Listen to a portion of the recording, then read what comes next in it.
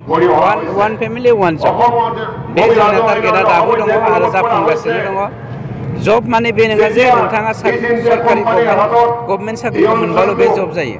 किन्तु थांनाय 17 बोसोराव नोंथांबायदि सासे सेंग्राखौनो नोंथांबायदि सासे लाइमोन सिख्लाखौनो बिथांमोना जौ लोंहोनानै ड्राग्स जाहोनानै जुवा गेलेहोनानै बिथांमोना नंगौ सुबुंथिनि जाय केरेक्टार बे केरेक्टारनिफ्राय बिथांमोना जोंनि सेंग्रा सिख्लाफोरखौ दोरोद होदोंमोन।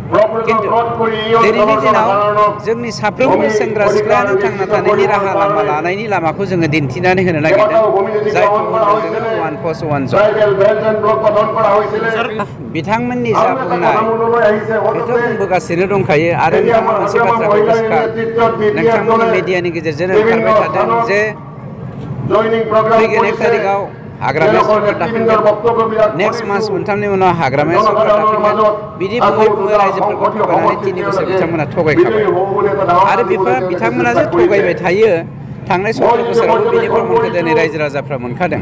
जायनि जाहोनाव थगायसुला हाग्रामानि बिपिएफ पार्टी होननानैनो मानसिफ्रा थानो बानानै हाग्रामानि पार्टीखौ मुगैनानै दिनै इउपिपिएल दोलोआव जोंनि बे बिटिआर हालामावहाय साफ्रोमबो हारियानो खौसे जानांगौ होननानै दोलै नोगोरै ओंखारबोदों। जोङो मोनसे बाथ्राखौ गोसोखां, बिथांमोना गावसोरनि पावारखौ जुगामि लाखिनो नागिरनायनि थांखिजोंनो जोंनि गेजेराव सा सोनाब सानजा खोला रानलायनानै जोंनि फिसाफोरखौ जोंनि बिदा फंबायफोरखौ जोंनि हाबाफोरखौ डिभिजनाव दोनदोंमोन। जायनि जाहोनाव बिथांमोना जोंखौ देगारजोंबो बिखायाव सुनो हादोंमोन आरो नांगौ जायोबा बिथांमोना बिलेट लाबोदोंमोनबो। गतिके बेफोर फाननिफ्राय बेफोर फैसानिफ्राय जोंनि हारिया जोंनि समाजा बिटिआरनि रायजो राजाफ्रा ओंखारबोनो हाबाय, मोनसे अल्टारनेटिभ लामा मोनबाय। बेवहाय हाग्रामाया जोंनि थाखाय इसु नङा। हाग्रामाया दिनै गावनि मानसिखौ थाखा फैसाजों बुरखायना लाखिनो थाखायनो कोटि कोटि रांनि हा फानै फानै गावनि पार्टीखौ फोथांनो नाजागासिनो दङ। बेहा आरो बिपिएफ हिसाबै थांना थानायनि खुनु राहा लामा गैलिया। बिथांमोननि बुंनाय आरो प्रेक्टिकेल बेजों गोरोबथाय गैया। बिथांमोना मा बुंदों मा बुङा बेखौ जों मिथिया, किन्तु दा जे बिपिएफनिफ्रायनो 70निख्रुइबो बांसिन मानसिया इउपिपिएलखौ जइन जाबाय, बेनो बिथांमोननि सोंनायनि फिननाय।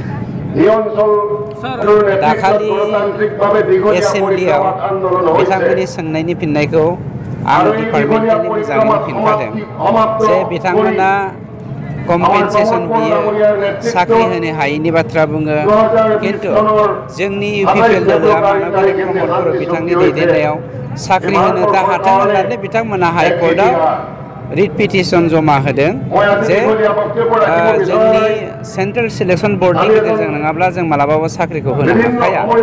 नंखायनो सेन्ट्रेल सिलेक्सन बर्डखौ बिथांमोना इलिगेलि 12 जन मेम्बार खालामनानै दानायनि थाखाय जोंनि सरकार फैनायनि उनाव बेखौ जों केन्सेल खालामदोंमोन आरो बिनि थाखायनो बिथांमोना जोंनि सेन्ट्रेल सिलेक्सन बर्डखौ केस होनानै जोंनि दिनाव साख्रि होनो हायैनि लामाखौ बिथांमोना लानो नागिरदोंमोन। किन्तु बिथांमोना साक्सेसफुल जायाखै। जोङो हाइकर्टनि केसाव देरहाबाय आरो देरहानायनि उनाव जों बावैसोनो बे साख्रिखौ होनो थाखाय थियारि जाबाय।